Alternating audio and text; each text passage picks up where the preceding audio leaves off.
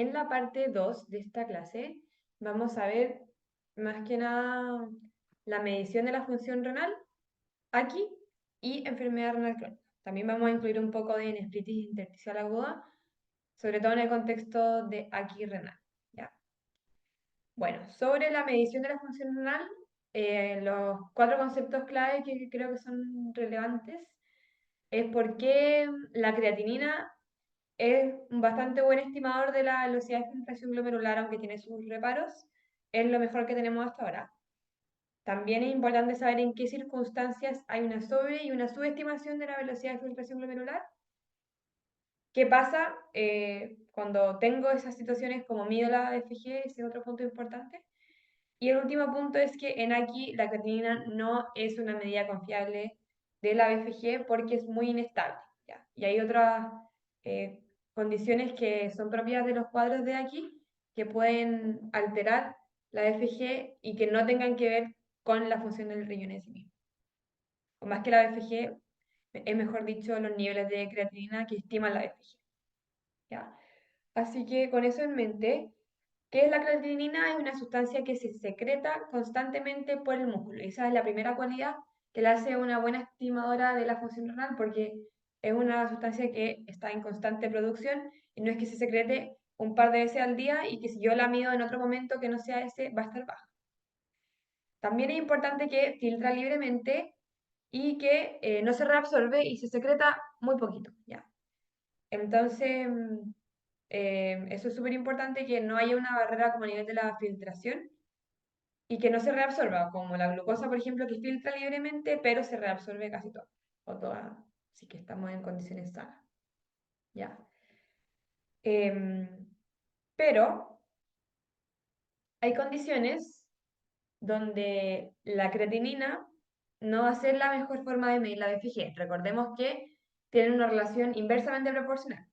Si cae la BFG, se va a acumular la creatinina en el cuerpo, ya. Pero como la creatinina depende mucho de la masa muscular, claramente problemas o alteraciones a nivel de la masa muscular nos van a alterar los niveles de CREA y por lo tanto la estimación de la BFG. ¿Ya? También hay algunos fármacos que van a actuar sobre todo en la secreción de la creatinina, recuerden que no se reabsorbe, y el nivel de ingesta proteica, ¿ya? Que eso igual influye en la masa muscular. Esos son como los 3 elementos que nos van como a orientar en las condiciones que subestiman o sobreestiman la BFG. Entonces partamos con la subestimación de la BFG, que en el fondo es que la BFG es más alta de lo que realmente la estamos midiendo, y es más alta porque en el fondo en el plasma hay una creatinina más alta de la normal y eso se interpreta como una BFG más alta, pero esa medición de creatinina no es porque el riñón esté fallando, sino que porque yo tengo más masa muscular, por lo tanto se produce más creatinina de lo normal, tengo una dieta alta en proteínas y hay fármacos que bloquean la, la secreción de creatinina. Entre ellos los fibratos, ¿ya? También algunos antibióticos como el cotrimoxazol o trimethoprim, que es el que está acá, y la cimetidina, ¿ya? Esos 3 fármacos súper importantes que los recuerden son fármacos que bloquean la secreción de creatinina, por lo tanto van a tender a subestimar la BFG, van a tender a hacer creer al paciente que su riñón está funcionando peor de lo que realmente está, ¿ya? Y en el caso contrario, tenemos a la sarcopenia y a las amputaciones que se asocian claramente a menor masa muscular, la dieta baja en proteínas que también se asocian a sarcopenia, y el metamizol. El metamizol, que es un analgésico, es el único fármaco que actúa aumentando la secreción de creatinina, ¿ya? Por lo tanto, el paciente va a creer que su riñón está funcionando mejor cuando no es así. La siguiente pregunta es, ya, ¿qué pasa si tengo estas situaciones como estímulo FG? Simplemente se pide el clearance de creatinina de 24 horas, que es una medida más fidedigna, o la cistatina C, que es otro péptido, que es más caro claramente, pero es otra forma de medir la velocidad de filtración glomerular sin usar la medición de creatinina sérica, ¿ya? Porque el clearance en el fondo requiere como un examen de orina. Entonces, vamos a ver esta pregunta. Tenemos un hombre de 65 años, portador de enfermedad renal crónica, ¿ya? Con una creatinina basal de 1,9. Súper importante de la enfermedad renal crónica, que es una enfermedad progresiva, ¿ya? Por lo tanto, aunque le pongamos con tuti el tratamiento, que sea un paciente súper responsable, es una enfermedad que va a ir progresando en el tiempo. Lo que podemos retrasar nosotros es que tan rápido progresa, pero la creatinina no va a disminuir en el tiempo, por muy bueno que sea el tratamiento. Y este paciente acude a su control cardiovascular, donde está en tratamiento con YECA, que se usan para la enfermedad renal crónica, con fibratos, que era uno de estos fármacos que alteraba los niveles de CREA, no cambió la dosis en 2 años. Hace 2 meses consultó por dolor abdominal e inició tratamiento con cimetidina y metabisol. Y recientemente le agregaron el cotrimoxazol por una celulitis. Y en sus exámenes actuales destaca una creatinina de 1 y se sospecha falseo del laboratorio por fármacos. Lo que les comentaba es que acá se sospecha el falseo porque la enfermedad renal crónica es progresiva en el tiempo, ¿ya? Y lo importante es que en el fondo acá se está sobreestimando la función del riñón, ¿ya? O sea, uno cree que el riñón está funcionando mejor de lo que realmente está funcionando porque la creatinina está más baja, ¿ya? Entonces acá tendríamos que pensar algún fármaco que aumente la secreción. Y el único de la lista de alternativas que hace eso es el metamizol. Todos los otros bloquean la secreción. No hay ningún fármaco que bloquee la reabsorción porque la creatinina no se reabsorbe. ¿Ya? Así que eso, sobre la medición de la CREA, acuérdense de las circunstancias donde se sube y se sobreestima y acuérdense también que el clearance de creatinina de 24 horas o la cistatina C son las medidas para evaluar la función renal en estos pacientes. La siguiente pregunta es: una mujer de 45 años vegetariana e hipertensa en tratamiento con adecuado control. En sus exámenes de hace 3 meses destacó hemograma, creatinina, nitrógeno ureico y electrolitos plasmáticos normales. Actualmente consulta en urgencia por diarrea profusa y tiene una creatinina de 2 miligramos por decilitro y un nitrógeno ureico de 50 miligramos por decilitro. Se desea estimar la velocidad de filtración glomerular. ¿Cuál es la razón que limita el uso de fórmulas para estimar la FG? Bueno, acá tenemos el contexto de una diarrea profusa, por lo tanto un paciente que se está depletando de Beck y como vamos a ver más adelante, podría ser causa de una quimprerrenal, renal, o sea que una alteración hemodinámica disminuye la perfusión del riñón y por eso aumenta la creatinina. Pero como les comentaba, las alteraciones del volumen y también la destrucción de las células puede causar que la creatinina sea muy inestable en estas condiciones. Entonces no sea una medida fidedigna de la velocidad de filtración glomerular. Y eso es lo más importante que limita el uso de las fórmulas para eso, porque el hecho de que sea mujer, que sea hipertensa, que tenga la dieta vegetariana, no interfiere en el cuadro agudo de que no se pueda usar la fórmula para estimar la FG, sino que es el aquí lo que limita la medición en estas circunstancias. Bueno, ya que empezamos a hablar de aquí, ahondemos un poco más en eso. Partamos por la definición. Actualmente, lo único que tenemos para diagnosticar aquí es la creatinina, cambios sobre el nivel basal y también la medición de orina. Y no es la mejor medida que tenemos, porque como hemos hablado, la creatinina no es tan estable y nunca o muy pocas veces tenemos el nivel basal si el paciente viene desde el sistema ambulatorio. Por lo tanto, no es la mejor forma de asegurarnos de que tenga una aquí, pero al mismo tiempo, como tampoco podemos tener mediciones seriadas de la orina, es lo que hay, ¿ya? Entonces, aunque no sea lo ideal, es lo que tenemos. Y súper importante que recuerden las definiciones de aquí, etapa 1, 2 o 3, porque si lo han preguntado ya. Cuando hablamos de etapa 2, ya es una aquí de más de 12 horas de evolución, y etapa 3 es cuando la creatinina aumenta más de 3 veces por sobre el nivel basal o tenemos anuria por más de 12 horas. Cuando hablaba de la etapa 2 es oliguria, o sea, menos de 500 ml. La etapa 3 ya es anuria por más de 12 horas.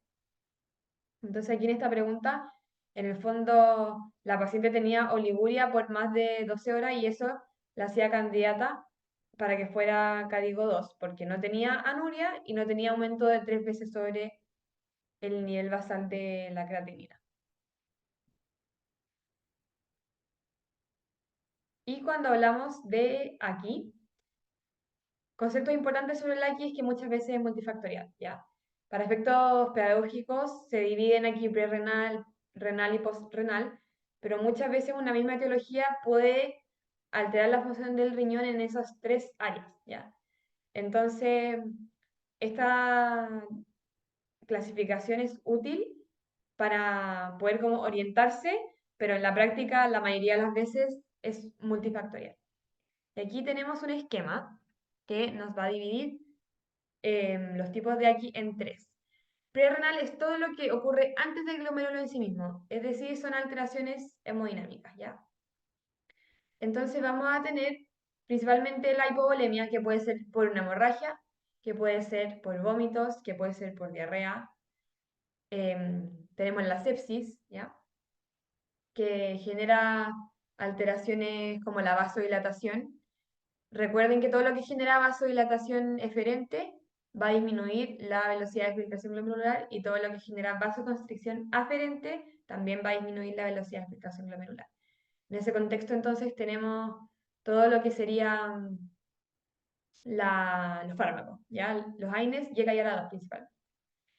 Y algo súper interesante es que un paciente que no tiene hipovolemia igual puede tener una renal. ¿Y por qué? Porque el riñón sensa el volumen arterial efectivo, ¿ya?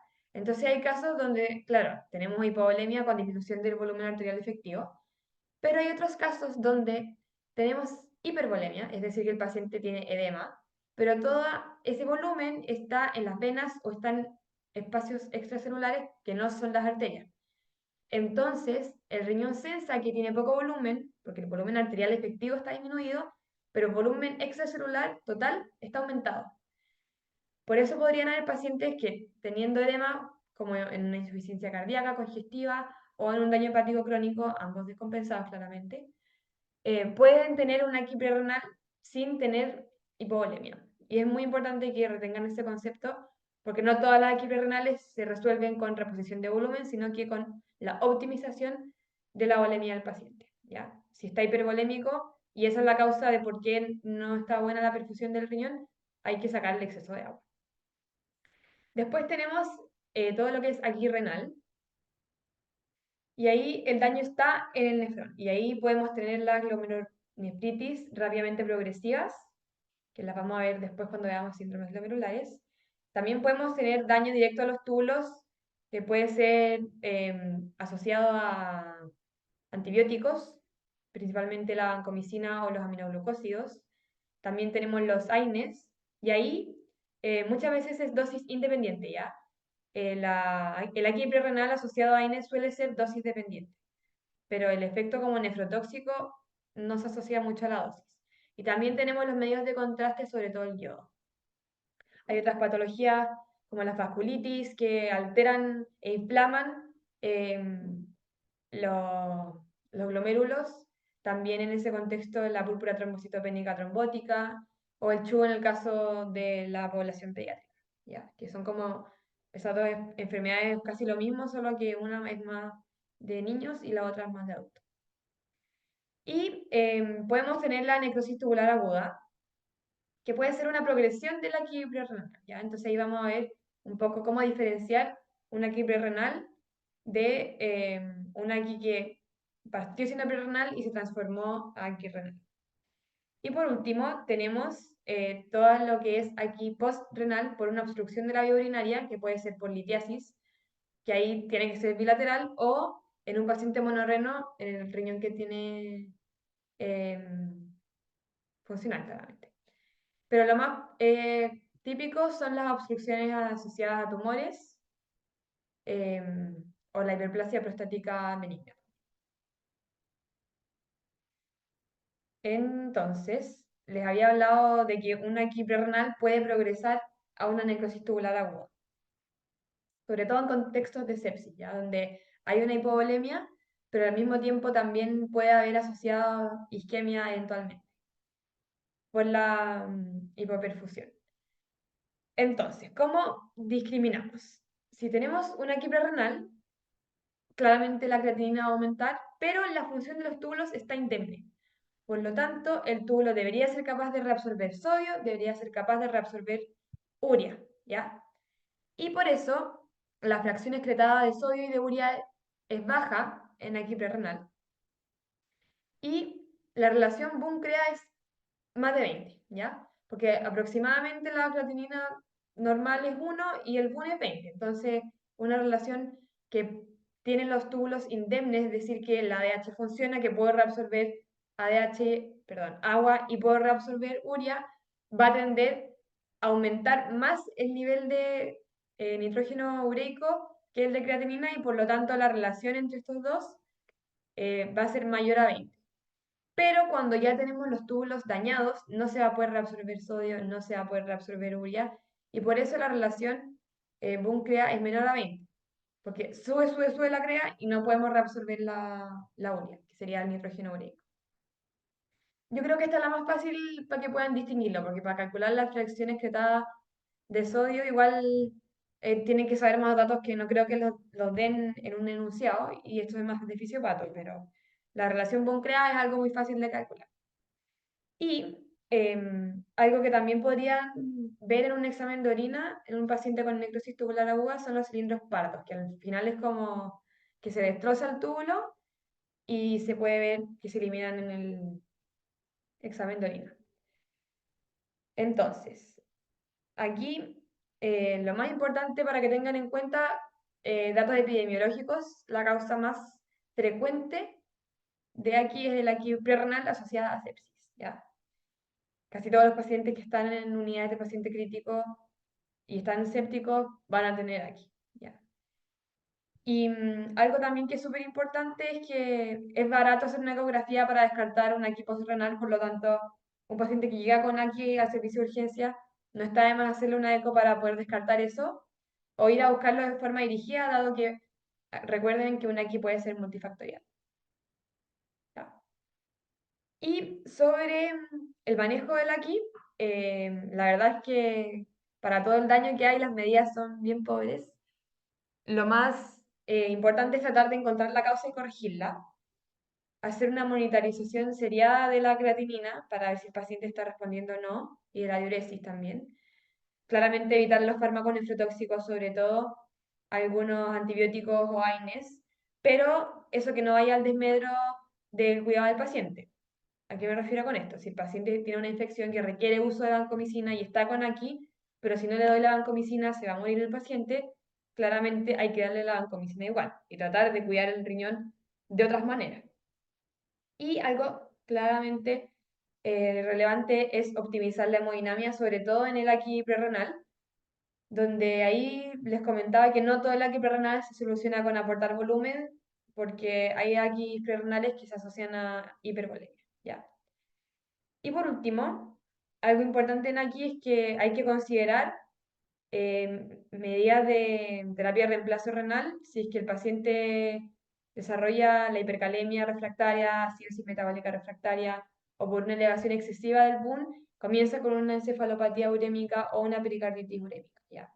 Eso siempre lo vamos a tener que tener en cuenta más que la BFG en sí misma, más que el nivel de creatinina en sí mismo. Estos son los indicadores de diálisis. Así que eso sería con aquí, ¿ya? Vamos a ver la pregunta.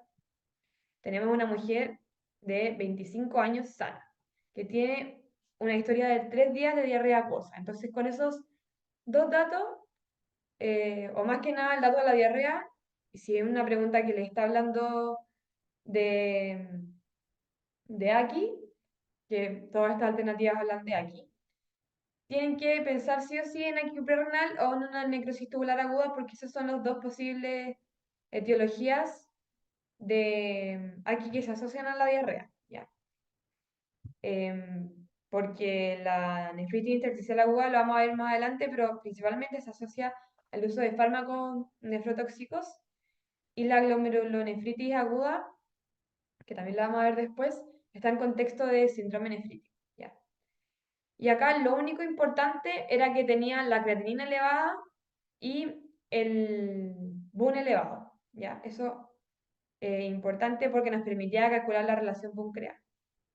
Y en el examen de orina tenemos la densidad urinaria aumentada. Ese dato no se lo había dicho, pero tiene que ver con esto. ¿Ya? Si tenemos un túbulo que está indemne y podemos reabsorber BUN y podemos reabsorber agua, claramente la orina va a estar concentrada. Pero si tenemos un túbulo que no está indemne y no podemos reabsorber ni agua ni urea, la orina va a estar más diluida. ¿Ya? Entonces aquí el hecho de que tengamos una relación BUN-CREA mayor a 20, porque 60 dividido en 2,5 más que 20, tendría que ser 3 la CREA para que fuera 20. Y la densidad urinaria está aumentada, nos orientan a que es prerrenal, ¿ya? Si fuera la CREA 2,5 y el nitrógeno ureico, no sé, 2, por ejemplo, y la densidad urinaria estuviera elevada, ahí podríamos pensar en necrosis tubular aguda, pero sin esos datos, no. Y también si fuera nefritis intersticial aguda, habrían otros hallazgos del examen de orina que les voy a mostrar después, que son más característicos y que lo harían pensar en eso antes que una renal. Y la glomerulonefritis aguda, claro, también tendría que tener un cuadro de edema, de hematuria, entonces no habían tantos elementos clínicos como para pensar eso.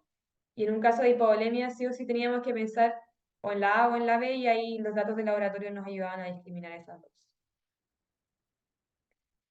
Bueno, sigamos con la nefritis intersticial aguda. La nefritis intersticial aguda, asocienla, así como la sopa de letras que siempre les digo que hagan, a un paciente que tiene aquí, o sea, que aumenta la creatinina, y que tiene leucocituria en el examen de orina, y que tiene también hematuria o eosinofilia en la orina, ¿ya?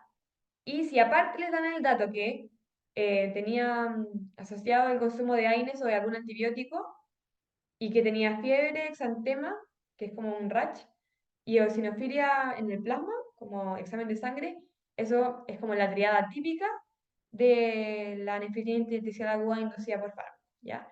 Pero quédense como de examen de laboratorio renal, que hay una aquí asociada a leucocituria, y eso nos habla de que hay inflamación, ¿ya? Nefritis es itis, inflamación, ¿ya? Entonces estos leucocitos nos hablan de que hay una inflamación.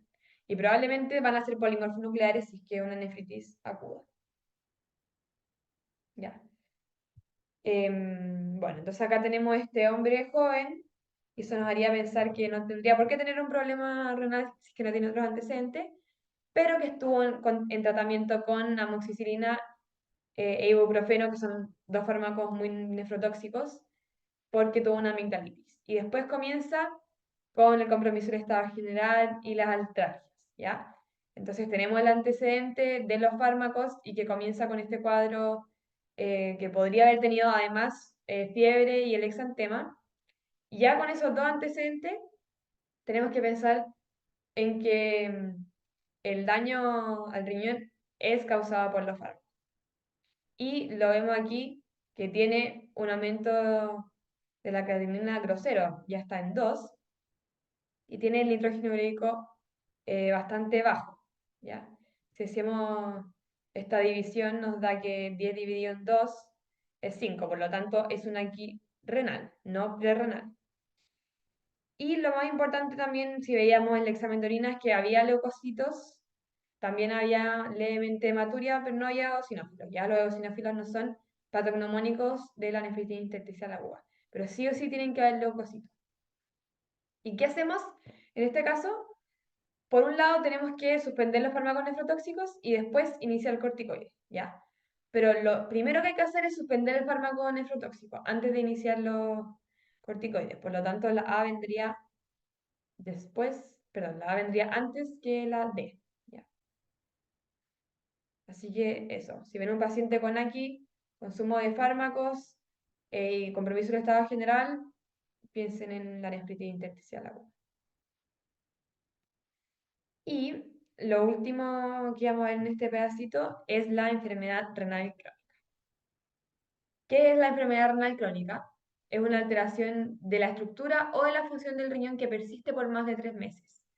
Es importante que es o funcional o estructural porque no necesariamente implica deterioro de la velocidad de filtración, ¿ya? Podría haber proteinuria solamente y eso ya nos podría orientar a algún daño renal.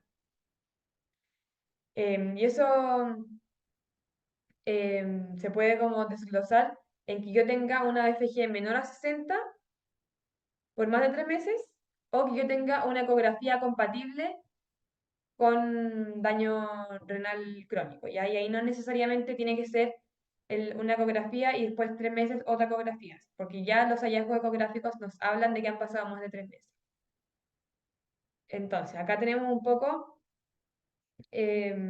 sobre la clasificación de la enfermedad renal crónica y como les comentaba, no necesariamente la BFG está menor a 60 si es que ya tenemos proteinuria, por ejemplo, ¿ya?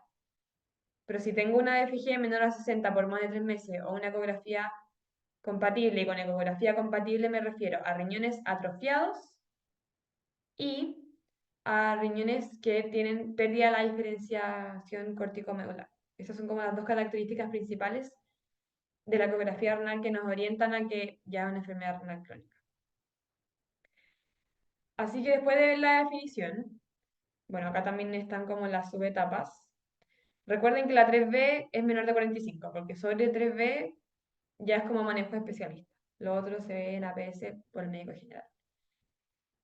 De las causas de enfermedad renal crónica, la más frecuente en Chile es la nefropatía diabética y la hipertensión es el principal factor de progresión. Pero no son las únicas, ¿ya? La enfermedad renal crónica está muy asociada a enfermedades autoinmunes, así que imagínense, aparte de todos los otros síntomas sistémicos que pueden producir enfermedades como el lupus, la esclerosis o la vasculitis, además, esas tres sobre todo se asocian a enfermedad renal crónica y hay que buscar y hay que monitorear seriadamente la función renal en esos pacientes. También en el mieloma múltiple, que se asocia a aumento de la creatinina, también anemia, aumento de la VHS, alteraciones de los huesos, etc. La amiloidosis, que lo vamos a ver después en síndromes glomerulares, y algunas anomalías congénitas. Recuerden que también ser monorreno es categóricamente tener enfermedad renal crónica porque es una alteración estructural. Aunque el paciente no tenga ningún problema, ya se cataloga como enfermedad renal crónica. Así que, ¿dónde la tenemos que ir a buscar? Porque los pacientes no van a consultar por esto y hay que hacer screening. Tenemos que ir a buscarla en pacientes diabéticos de larga data, en pacientes hipertensos de larga data, en pacientes que tengan estas enfermedades autoinmunes que tengan a dañar el riñón, en pacientes que ocupen fármacos que se asocian a daño renal, sobre todo, por ejemplo, pacientes que ocupan inmunosupresores, pacientes que tienen que ocupar antibióticos por harto tiempo, etcétera, ¿ya? En esos pacientes, en general, todos los que tengan factores de riesgo cardiovascular, hay que hacer una medición de la función renal para pesquisar de forma precoz la enfermedad renal crónica, ¿ya? Bueno, acá también dejé un pedacito de la fisiopatología, pero esto es más específico como del ramo de fisipato. Lo importante sí es que el potasio es como de lo último que se altera, y que también sí o sí estos pacientes pueden desarrollar anemia porque el riñón no solo tiene función exocrina, sino que también tiene una función endocrina. ¿Ya? Y sobre la hipertensión, como es el principal factor de progresión y también es parte de la enfermedad, se genera ahí como un círculo vicioso, entonces es como causa-consecuencia, pero da lo mismo porque al final igual hay que tratar de disminuir la presión arterial para como evitar la progresión tan rápida de la enfermedad renal crónica. ¿Ya?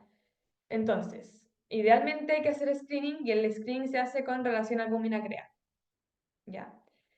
Em, y como les dije, el principal síntoma es el edema o la proteinuria, es lo más común, pero ya cuando tenemos un paciente que tiene un síndrome urémico, puede tener manifestaciones multisistémicas, ¿ya? Dermatológicamente, lo más visible va a ser el edema, claramente, pero son pacientes que pueden tener prurito, porque la uremia cuando sube es irritante de la piel. Pacientes que son pálidos también, que tienden a tener alteraciones óseas, debilidad muscular, sarcopenia, anemia, por lo que les comentaba que el riñón tiene una función endocrina. La uremia también impacta en la función de las plaquetas. Por la orina también se pueden perder inmunoglobulinas, por lo tanto la respuesta inmune también va decayendo. Bueno, y acá pueden ver todas las alteraciones que hay. De lo cardiopulmonar, lo más importante yo creo es la pericarditis, porque eso ya es categórico de que tiene que haber diálisis. Y algo súper importante es lo neurológico también, que también es categórico de, de diálisis. ¿Ya? Pero lo más frecuente en verdad es síndrome urémico, un paciente como pálido y con compromiso de estado general y náusea. Eso es como lo más sensible, pero esto ya es como bien específico. Así que bueno, acá también anoté sobre el diagnóstico, siempre enviamos una ecografía y hacer la medición de creatinina. Acá también dejé las características de la ecografía. Algo que se me había olvidado es que no todos los riñones pequeños son de enfermedad renal crónica, porque hay enfermedades que aumentan el tamaño del riñón porque se acumulan proteínas que claramente igual dañan la función del riñón, pero no afectan el tamaño. De hecho, lo aumentan. Y esas serían la amiloidosis y el mieloma múltiple. ¿Ya? Y bueno, también tenemos que ir a buscar dirigidamente las alteraciones de laboratorio, como la anemia, las alteraciones hidroelectrolíticas, el calcio, el fósforo, la PTH, la vitamina D, etc. Entonces ahí tenemos como una evaluación bien como general y exhaustiva de todos los problemas que puede provocar la enfermedad renal crónica más allá como de solo diagnosticarla. Y sobre el manejo, lo que tiene más evidencia es atacar los factores de riesgo y ahí idealmente bajar la presión, y ahí los fármacos que tienen mayor evidencia son los YECA y ARA2. También controlar la restricción de proteínas, sobre todo si los pacientes ya tienen proteinuria. No hay evidencia sobre el uso de estatinas. Hay evidencia sobre el control de la glicemia y es muy importante controlarla como de forma estricta. Y sobre ácido base, solo como cuando ya es muy significativo, se suplementa con bicarbonato, pero no, si no, no, ¿ya? Y recuerden que cuando la BFG recién es como menor a 30, hay acidosis metabólica con anión GAP elevado. Entre 30 y 50 son con anión GAP normal porque funciona el tamponamiento óseo. Así que las preguntas de enfermedad renal crónica. Bueno, acá dije como muchos detalles sobre cuándo derivar y todo eso, pero en verdad lo más importante de cuándo derivar es cuando la etiología no es fácil de precisar, y ahí generalmente sería como tal vez en caso de alguna enfermedad sistémica que esté como causando el daño renal, cuando ya la velocidad de filtración glomerular es muy baja, sobre todo cuando ya estamos como en etapa 3B en adelante. Y eso, esos son como los criterios más importantes de derivación, ¿ya? Y acá también dejé alguna lista de fármacos que requieren ajuste cuando tenemos cambio en la función renal, y ahí el que tienen que recordar sí o sí es la metformina, ¿ya? Que con BFG menor a 30 está contraindicada y 45 a 30 se tiene que bajar la dosis a la mitad. Bueno, acá tenemos un paciente con diabetes e hipertensión, que probablemente si es que no se cuida va a desarrollar enfermedad renal crónica, y ahí el fármaco que tiene mayor evidencia para bajar la presión y que también ayuda para la enfermedad renal crónica eventualmente serían los YK2.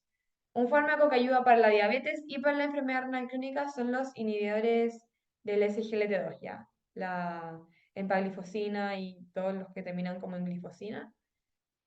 Son los que más ayudan a los pacientes que tienen diabetes y enfermedad renal crónica, ya, porque también protegen el riñón.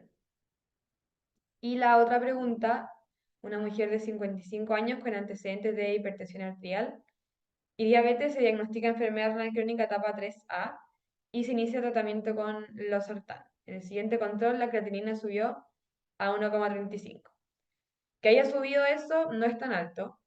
Y recuerden que la enfermedad renal crónica es progresiva, ¿ya? Por lo tanto, es normal que suba, aunque el tratamiento esté. No hay que subir la dosis ni nada porque estaba como con una buena dosis de losartán, que es 50 miligramos al día. El amlodipino, ¿por qué no? Porque es un fármaco que si bien baja la presión, causa edema y no tiene evidencia en que mejora la progresión de la enfermedad renal crónica. Y no necesita una derivación urgente porque no se elevó de forma exagerada la creatinina. Recuerden que si bien los YKR2 pueden generar aquí en pacientes que tengan patología renovascular, ese nivel de aumento no es tan categórico para hablar de una aquí por la patología renovascular, sino que fue en el siguiente control, que probablemente fue en 3 meses más o más incluso, que había aumentado por la propia progresión de la enfermedad. Y la doxazosina son alfa-adrenérgicos, antagonistas alfa-adrenérgicos, pero que se ocupan principalmente en la hiperplasia prostática benigna. No se ocupan como con evidencia demostrada en enfermedad renal crónica. Ahí los YKR2 son los mejores antihipertensivos. Bueno, y acá la pregunta era cómo se hace el screening de enfermedad renal crónica. Y ahí tienen que saber que es con el RAC, ¿ya? El TC de abdomen y pelvis nos ayuda como tal vez a precisar la etiología, si es que estamos viendo tal vez algún tumor.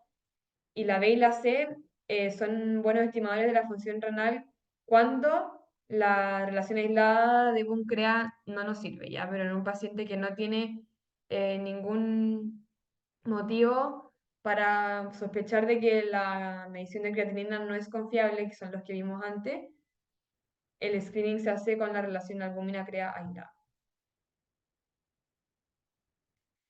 Y la mejor forma de diagnosticar imaginológicamente la enfermedad renal crónica es con un examen bueno, bonito y barato, que es la ecografía renal. Recuerden que la ecografía también es buena para ver los quistes, ¿ya? Pero todos los otros exámenes no ven tan bien el riñón, en verdad. El Pilotac se ocupa cuando tenemos alteraciones como de la vía urinaria, sobre todo en cólicos renales o en pielonefritis, ¿ya? El TAC de abdomen y pelvis se ocupa más que nada para ver tumores, diferenciar quistes que pueden ser malignos de tumores también, o quistes benignos como con características sospechosas para caracterizarlos mejor. Pero la ecografía es lo que mejor ve el riñón y lo ve a un buen precio, así que no hay que pedir exámenes más caros si queremos plantear diagnóstico imaginológico de enfermedad renal crónica.